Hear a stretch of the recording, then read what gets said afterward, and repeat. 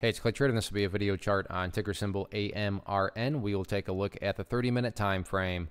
Real quick, what do I mean by 30-minute in case maybe you're new to charts? Instead of each one of these candlesticks here representing 1 day's worth of price action, which is what you would normally see, each one represents 30 minutes. So while this here may look like several days worth of time, it's actually just today's price action broken down into 30-minute time slices.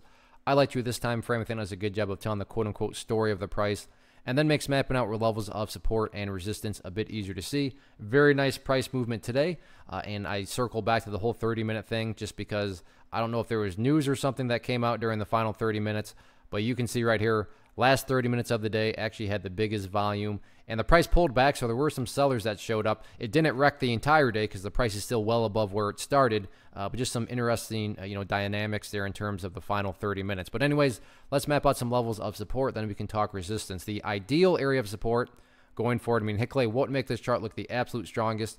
$3.18. If that can continue to hold, that would be a great sign. Why do I say continue? Well, you can already see on 2 different occasions, including that final 30 minutes, the bears try to press down through 318, but the bulls did a great job of holding strong. So now don't get me wrong, if the price falls below there, by no means am I saying that the entire chart's ruined or anything like that. But yeah, if the price can manage to continue to stay above there, that would certainly be best case scenario for the bulls. Next level of support after that, previous breakout point down here at $3.10. So 318, 310, two of the nearer term levels of support. Taking a step back though, and assuming you care about the big picture of things, it's all about the purple line there, which is the famous 50-period simple moving average. Keyword there being moving. So as time goes by, this line is just going to keep on moving upwards like that. So the very cut and dry way to look at this in terms of assuming you care about just, hey Clay, how do I measure the health of the overall move? This right here being defined as the overall move. Easiest way to gauge that health, like I said, simply put, as long as the price is above that purple line, then the bulls are in full health, no questions asked. Now, what about areas of resistance? If this upwards move is going to continue, where are some of these battlegrounds at?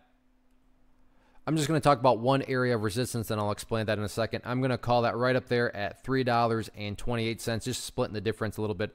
I realize the price technically got higher, but another time it didn't quite get that high, so just finding that middle ground there at $3.28. Reason I'm just talking about one level is, in my opinion, breaking levels of resistance. Not really a huge priority for the chart at this point in time. Top priority right now, just go through a healthy consolidation, because as long as you have higher bases being built over time, the long-term chart will take care of itself. So very nice day today. We'll see how the rest of this week unfolds. One of the biggest questions that I get is, hey Clay, how do you find the stocks that you trade? So what I've done is put together a free resource guide where I talk about the tools that I use to locate stocks that I find interesting and think may have potential. So if that sounds like something that could add value to you as a trader, then click on the image that is up on the screen right now and I will email you the guide. The guide itself is very short and to the point, and best part, it's completely free. Thanks for watching the video. Let me know if you have any questions.